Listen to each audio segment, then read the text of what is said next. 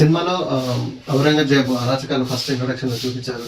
ఆయన ఎలాంటి హిందువులంటే ఎలా కక్ష కడతాడు, హిందువుగా ఉండాలంటే జిజియా పన్ను కట్టాలని చెప్పేసి ఆయన పాలన కోసం సొంత తండ్రినే బందీగా చేయడం, ఆయన క్రూరత్వం ఎలా ఉంటుందనేది చూపించారు. అదే సమయంలో కొల్లూరులో వజ్రాలు ఒక పిల్లాడికి వజ్రాలు దొరకడం, అది నిజాం చేరి అక్కడి నుంచి కూతురు ఔరంగజేబ్కి ఇచ్చేయడం, ఇవి జస్ట్ ఇంట్రొడక్షన్ చూపించి ఒక దొంగతనం చేస్తున్నట్టు బ్రిటిష్ నుంచి డైమండ్స్ దొంగిలించడం, వీరమల్లు దొంగిలించడం, ఈ క్రమంలో ఆయన ఎంట్రీ, ఆయన యాక్షన్ సీన్ని హైలైట్గా చూపించారు. ఇంట్రొడక్షన్ అంతా బాగుంది.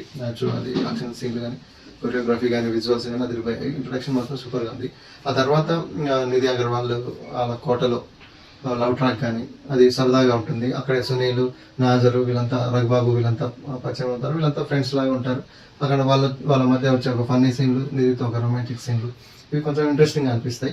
అటు నుంచి డైమండ్స్ని కొట్టేయాలనే దగ్గర యాక్షన్ ఎపిసోడ్ ఉంటుంది, అది ఇంకా వేరే లెవెల్ ఉంటుంది. సో ఈ రెండు ఫస్ట్ ఆఫ్ ఈ రెండు యాక్షన్ సీన్లు బాగుంటాయి. ఇక ఇంటర్వ్యూల ముందు కుతుబ్ షా దగ్గర వీరమల్లు డీల్, కోహినూర్ వజ్రం డీల్ తీసుకునే దగ్గర ఉండే సీన్లు బాగున్నాయి. పులితో పవన్ కళ్యాణ్ ఒక చూపులు చూసే ఒక సీన్ ఉంటుంది, అది అదిరిపోద్ది.